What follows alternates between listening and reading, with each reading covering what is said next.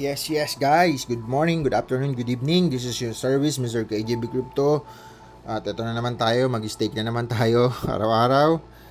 Okay, December 18 ngayon, Monday. Monday na, 1:44 AM na. Monday. So, stake ulit natin ang ritual. Ganun lang pa ulit-ulit. Ang mainip talo.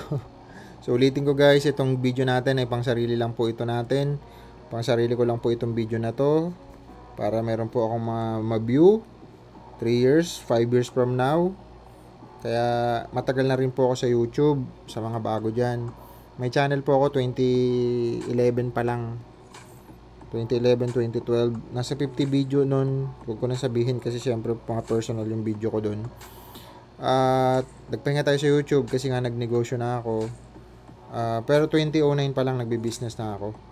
So, yung mga in-upload ko kasi dun sa channel ko before, mga may business din na halo, tas personal. Ito kasing channel natin ngayon, after how many years? Almost 10 years. Ngayon lang ulit tayo nakapag-video sa YouTube. Actually, hindi ko naman to kailangan mag-video, pero wala lang, gusto ko lang gawin. At saka, siguro para maka-inspire din sa iba. Hindi ko naman to kailangan i-flex para ipagmayabang sa inyo guys. So, ayun. Ayun lang, kasi marami naman akong business. So, meron akong build and sell, mga townhouse. Ano pa ba? IT company. Yan, mga AI naman yung ginagawa namin. At saka, tawag dito, mga direct selling company. At meron din tayong, may-ari din tayo ng franchise owner din tayo ng convenience store. Hindi ko nababanggitin, basta convenience store. At meron din tayong partner na law firm. So, yun yung mga businesses ko guys. Ngayon, nag-stake ako. Staking at saka forex. So, crypto at saka forex. Forex naman, 2016. Sa crypto, 2015 pa tayo nagki-crypto. At, ayun nga, kahit pa paano, naranasan na natin bear market, bull market. Kaya, pangkaraniwan lang sa akin yung bull market, bear market na yan. Kasi, ang daming beses ko na nadanasan yan. Kumbaga, napaka-volatile po ng crypto. Kaya, mag-ingat din kayo. Lalo na ngayon pa bull market. Maraming nagsasabayan dyan ng mga gumagawa ng program. Nagpapataya, nagpapa-invest. So, pag-ingat kayo dyan. Ang in ngayon, yung mga tawag dito, mga NFT games. So, mga laro-laro na bibili ka ng kung ano-ano mga rarity, 'di ba? Common, rare, mystic, o kung ano-ano, mga land o kung ano man. So, mag-ingat kayo sa ganun, lalo na yung mga bago. Kasi noong 2021, kakasagsagan ng NFT game, ang daming sumabay. Ang dami ko rin pinagbibili nun. Iba-ibang mga token, tapos ayun, yung iba wala na. So, ang natira lang itong Axie nga, Axie at saka Gala. Kaya yun yung mga malalaking hold ko na token, AXS at saka Gala. So, doon ako nag-hold kasi nga pagdating nga sa crypto mga currency, ito sa Kenge, makikita nyo nasa 11,000 na yung coin na added dito. Ito yung market cap niya. So ito yung mga exchanger, kasama din yung Binance. So ayan yung mga token. Ang daming token guys, napakadami yan. Iba-iba governance, play to earn, iba-ibang mga category ng isang token. Kasi iba-iba yung mga use case niyan. Pagdating naman sa NFT game, ang pinaka number one para sa akin, tsaka totoo naman, ang Axie Infinity. Kasi number one ang Axie Infinity sa buong mundo na NFT games. Sila nag-top nung 2021 nung nag-bull market last 2 years ago. Tapos ano pa ba? Ang top 1 sa buong Pilipinas, ay sa buong mundo, Pilipinas lang po mga player. Nasa 2 million, 3 million ang player ng Axie. Tapos karamihan doon Pinoy. Tapos ang top 1 sa buong Pilipinas, walang iba kundi ang Nueva Ecija guys. At ang top sa Nueva Ecija, may mga scholar ako dyan. Nasa 2,000 po yung scholar ko sa Axie at that time, 2021 hanggang sa wala na ang value. Pero ngayon, pabalik na ulit ang bull market. Ganun naman lahat kasi nung bumagsak si Bitcoin, nag-bear market. Kasama lahat ng altcoin, nag-bear market din. Ang masaklap lang, pag ang altcoin, ito si Bitcoin, nag-1, bumaba siya, di ba? From 3 million, naging 1 million, -2. 2 times. Ang mga altcoin naman 100 times, 50 times ang binagsak. Kaya yung iba wala na ano na, nawala. Pero nung si AXS siya nagtuloy, sila Gala, si Axie Infinity, sa habang bear market, talagang tinuloy nila yung mga development. Kaya hanggang ngayon nandito ako sa kanila. Yan, nag-stake na lang ako instead nasa Binance yung excess ko. Pinasok ko dito sa staking. So ayun lang. Medyo ang dami ko na naman kunento, guys. Yun kasi yung mga bago nagtatanong. So tamad mag-video. Kaya nga pag gusto niyo pasukin ng isang bagay, aralin niyo muna ha. Huwag kayo maglalabas ng pera. Hindi ko kayo encourage na sumali dito, pumasok dito kasi sarili niyong pera yan. Buhay nyo yan, wala akong pakialam dyan. Wala na namang ibang nagkumbinsi sa'yo kundi sarili mo. Ikaw pa rin magkiklik niyan bandang huli. So by the way, punta na tayo. Meron tayong 39.39 AXS, stake na natin pang 51 video na ito. Pero ulitin ko, ang pag-stake ko sa Axie nito, kahit makita nyo, halos 1 year na ako dito na nag-i-stake araw-araw din. Eh sabi ko, nag-stake naman ako araw-araw, di videohan ko na lang, di ba? So ayun lang naman yun. So ayan, meron na tayo updated. Nasa third, check natin kung ilan na. Tapos na ba? Meron na tayong 309. So, ito, pag hindi tayo busy, ginagawa lang natin to. Mag-stake. Pero araw-araw naman ako halos nag-stake. Kaya, nag-stake din naman ako. Di screen record ko na lang. Tapos upload. Bahala kayo. Ma-convince kayo. O I mean, ma-motivate kayo. Buhay nyo. Wala akong pakialam. So, meron tayong 14 point. Yan. Actually, nag-50 na yan. Pero, ganun lang talaga ang buhay, guys. So, ito nga, sabi ko sa inyo, ayan. Kasagsagan ni Bitcoin at that time dito, si Bitcoin, 2021 din 3M siya. So, ang binagsak niya nasa 1M. 2 times lang ang binagsak niya. Pero, yung mga NFT games na mo, 8,000, grabe. Tama, 8,000, nag 270. Dito na natin tingnan. 8,000. Hindi pala. Dati pa yan 3 years ago. Dito na lang. So 250. Sabihin mo ng ganun. 8,000 divided by 250. Yan, 32 times. Samantalang si Bitcoin, 2 times lang binagsak. Yun yung sinasabi ko sa inyo. Pagpa bull market na, ang mga hold nyo, mas maganda mag-hold sa NFT games kasi doble ang laki. Pero pagpa bear market na, ilipat nyo na sa mga stable coin. Ganun lang ang diskarte dun, guys. Kasi kung magagaya kayo sa akin, nandito sa bull market, nagbilihan ako ng iba-ibang mga token, napakadami. E di nag times 1,000 yung bagsak, ayun, wala nang value. Tapos yung ibang may-ari, iniwanan na. Yun yung masaklap. Kaya ang daming mga NFT games. Lalo na pag bull market, ang daming NFT games. Dati, ang daming nakisabay, mga taya-taya. Tapos nun, wala na. Kaya ito, si Axie, nung nandito siya, nagde-develop lang siya, nagde-develop. Eh ngayon, pa-bull market na ulit, pa ganun. So, yun. Kaya possible, mahit niya ulit to. O malagpasan niya pa yan. Yung all-time high niya. Okay, sana malinaw yun at paulit-ulit ko lang sinasabi. Ay, kaya hindi ko naman kailangan mag-explain sa inyo. Bahala lang ako sa buhay niyo. Basta yun lang, nag-stake lang ako ha. Wala akong pakialam kung bahala kayo. Yung iba, inuutosan pa ako sa mga comment eh. Busy na nga yung lolo nyo. So, by the way, connect natin. Ito naman yung sa Katana. So, nag-try ako dito, guys, mag-stake unstake. Okay naman. Wala namang bawas. Ayan, mayroon tayong 32. Kasi yung iba, gusto sa USDC. Tapos baka daw may bawas. Or, i-comparison. Sayang kasi oras ko. Bahala na kayo, try nyo na lang sa inyo. Basta ganun lang ginagawa ko. Okay, tas swap na. Kasi yung iba mayroon ngang RON staking lang. Parang nalilitan kasi ako sa porsyento nun. So hindi ko na nga inaaral kung mas malaki ba dun o mas malaki ba dun o dito. Kasi yung iba masyadong technical yung tinatanong. So ayan, 16, 32 lang yan. Inaano ko lang to, dinidivide para parehas. Kasi ito makukuha ko rin yan eh. Pag nag-unstake ako. Yun lang yun. Kasi ito ibibili ko at saka yan pang liquidity pool. Ngayon pag linabas ko yan, mababalik naman sa akin itong mga to eh. So pag nabalik yan, at least tumaas man ito, nag 8,000, 400 ngayon, ito matumaas din, panalo parehas. Pag in-unstake ko tapos USDC yan, naka-stable lang yun. So kaya ito ang pinipili kong dalawa. Okay, swap na natin.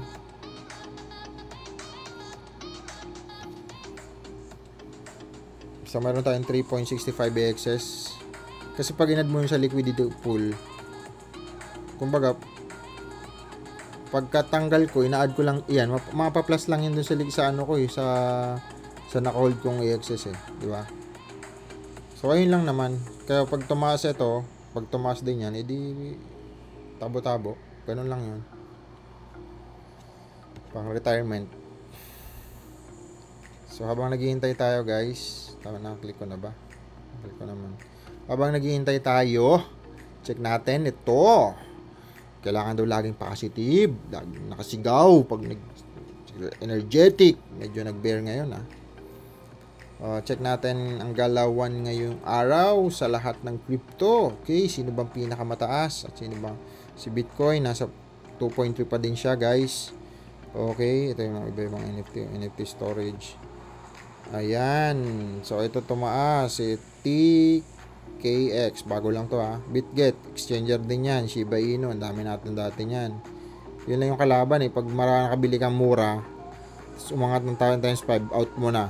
Yun pala, bumulusok ng ganun. Ganun nangyari sa akin dito. Inat ko na kaagad. Pero panalo naman. Kaya the advantage pa rin pa mag-hold yan na matagal. Wala talagang tanggalan. Yun nga lang, kung ang nabili mong token wala namang kwenta yung mga owner, tapos isasara lang, sayang. Kaya dapat yung bibili mo mga token na hold mo na matagal, yung mga nasa top 100, at least mga sureable yan. Ito isa sa sinasabi ko sa inyo, 200 pa lang, sinabi ko na sa inyo to. Ayan 600 na siya. Si ICP, Internet Computer. Ano ito, baka mag 6,000 pa to sa bull market o higit pa. So, kasi last nito, nasa 22,000 ang all-time high nito Kaya malaki ang potential talaga nito. Dogecoin. So, ayan yung mga umangat, guys. Check na natin, sayang oras.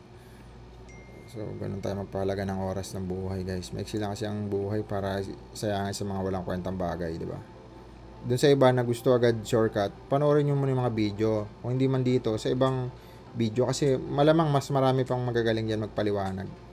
Doon lang kayo makinig. Basta ito, video ko lang to. Video kong pa sarili. Yung sa iba na gusto makinig, thank you sa inyo mga lords. Siyempre, sa mga lords natin yan na laging present. Maraming salamat sa inyo. May mga nabibitawan tayo minsan ng mga word, mga wisdom, words. Kahit pa paano, makatulong tayo based sa experience natin naman. Makapagbigay din tayo ng mga babala doon sa iba na padalos-dalos, naglalagay agad ng pera, tas bulto-bulto. Guys, mag-ingat kayo sa ganun. Mahirap yun. Aralin nyo muna. Mga 2 months siguro. 2 months. Pero syempre, ako naman nagsasabi based sa experience ko lang. Kaya ayoko kasi mangyari sa akin yung mga nangyari sa akin, mangyari sa inyo. Kaya yan, dami ko kasi ginawang ganun. Basta, sige taya, bili. Nakachamba naman tayo sa ibang mga token. Pero syempre, karamihan loss. Pero ganun talaga. Ayun, tapos na tayo sa activities natin, guys. Tapos na ba? Tapos na, wala na. So, yun lang yung activities ko daily, yung dalawang yan. Nakatana, Ronin Chain, at saka dito sa AXS. Okay. Sana tayo? Ano bang galawan sa mga nagpo-forex naman dyan? Ito, crypto investing.com or Forex Factory, makikita nyo dyan yung mga news. So, Canadian CPI, ito, I don't know kung malakas to. Currency. Minsan nagte-trade kasi ako ng USD CAD kaya tinitingnan ko rin tong CAD. May sikreto pala dyan. Pag mag-buy stop, sell stop ka dyan, parang 3 minutes bago ang mag-news, mag-buy stop, sell stop ka na. Tapos lagyan mo ng TP parehas. Ang lagi kitaan dyan, so laging solid dyan. Pambayad din yan ng mga pasahod din sa mga tao kahit pa paano. Okay, next 122 days na lang. Lapit na mag-bull run. Ito yung isa sa catalyst na mag-bull market pag nag-halving. Okay? So, pakatapos nito, mga ilang months, boom, ganon siya. 2024 yan, next year pa naman yan. Tapos January, approve na ng mga sabi-sabi lang nila yun Hindi ko 100% sure yun. Yung sa ETF, Bitcoin ETF. Ang dami kasi nag-apply. Si Grayscale, BlackRock, Fidelity, ang dami niyan. Tapos, ito pa, pangalawang catalyst. Tapos yung, ano pa, interest rate ng US. Okay, yun yung pangatlo. So, ayun lang, wala na. Yun lang na tayong sasabihin. At, yun lang update natin for today. Thank you so much again sa inyo guys. Maraming salamat sa mga nagpa-follow. Check na natin yung mga comment pala. Sorry. Lods, ito, laging present to si Lods natin, si Franco de Vera. Present Lods, more power sa atin, staking, and new to your channel. Balang araw boss, abutin. Syempre, libre lang mangarap guys. Yung kasi nakagising sa atin ng mga Pilipino na bata pa lang tayo na huwag ka daw mangarap kasi pag sobrang taas, pag bumagsak ka, masyado masaklap ang kababaan mo, 'di ba? Babagsakan mo. Hindi mali 'yun eh. Mga mindsetting 'yun ang mahihirap lalo. Libre na nga yung pangarap, huwag niyo nang tipirin guys. Yung mga anak nyo, mangarap lang kayo ng mangarap. Hindi natin alam eh. Bilog ang mundo. Okay? Lalo na ngayon, napaka-open na ng technology. Search ka lang ng search about sa mga, alam mo yung business or sa mga bagay na may matututunan kayo bibigay sa'yo. Huwag yung sayangin yung oras sa mga bagay na browse ka ng browse. Mga malalaki dede sa mga lalaki, di ba? Ang mga lalaki, pinipili yung mga malalaki suso, yung mga chismisan, yung mga comedy na mga vlog, na naaaliw ka, nagugulat ka, ilang oras ka na, tapos tambay, tapos wala man lang savings, magtataka, walang pera, mag-aaway kayo mag-asawa. So, kung ilalaan yung oras sa may matutunan kayo. So, ganun lang yung guys. Boss, pag nawala ba access sa Binance sa Pilipinas, paano po?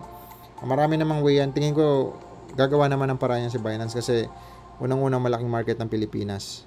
Ang SEC naman, pag binlock yan si Binance, hindi parang sinabi niya, i-block niya na rin yung iba, yung BitGet, yung Get.io, or yung MEX, ang dami niya, mga crypto international na centralized. Pwede naman, lipat mo sa Trezor Wallet, Ledger, ang daming option, Trust Wallet, MetaMask, ang dami. So, ayun lang. Kasi sa Binance kasi ang ganda kasi ng mga features niya. Kaya, dito talaga tayo pinanganak. I mean, nag-start ng magaganda yung mga option niya. Sobrang user-friendly. New subscriber here, sir. Ano mas maganda bang delegation farming?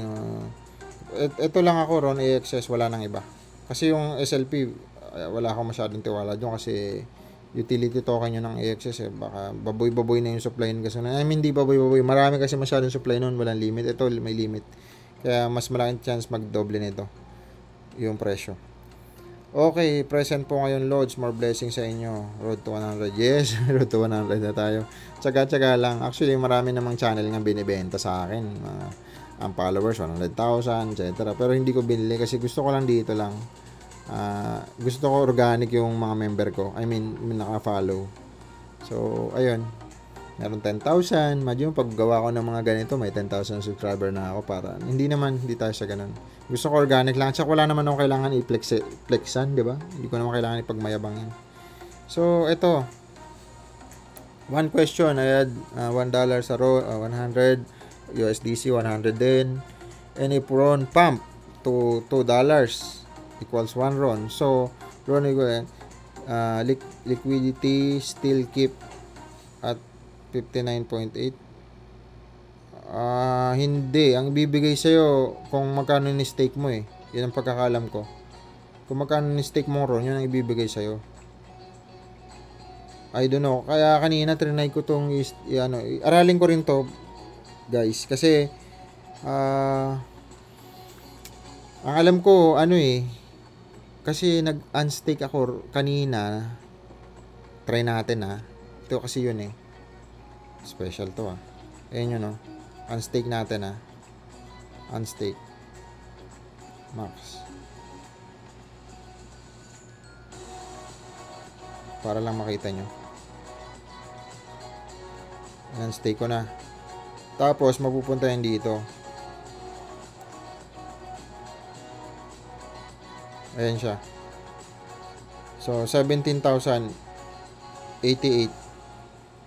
tsaka 70 and So, screenshot nyo na lang para i-review natin bukas, i-unstick ulit natin. Kung papasok ba siya sa magiging USDC or magiging RON. Kasi pag ni-remove ko yan, magiging asset ko na parehas to. Hindi naman siya mako-convert sa USDC eh. Sa pagkakaalam ko try na nga natin i-remove. Remove. Paano ba to? Nalimutan ko na to yung max. Ayan.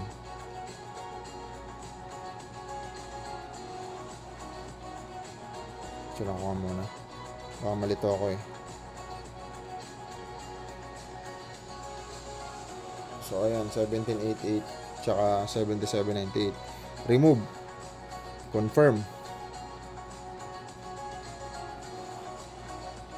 Para dun sa i-demo na natin. Ito yung mga tanong nyo. So, ayan. Na-remove ko na guys. Kailan natin to Ayun na. Na-remove na natin. Ito na yung asset natin. Ayan. Ayan na. So, 7799, 1781. So, bukas, ipapasok ulit natin yan. Madadagdagan ng galing sa pool. Tapos, i-remove ulit natin. Okay? Para lang sa mga gustong magtanong. Okay? So, add na ulit natin. Ayan. Okay, add na ulit natin. Add liquidity. Para lang tayo nagjo-joke Max. So, syempre sayang transaction fee. Pero kaya mo na. Okay, nakadulit na natin sa liquidity. Tapos, farm na ulit natin, guys. Bam.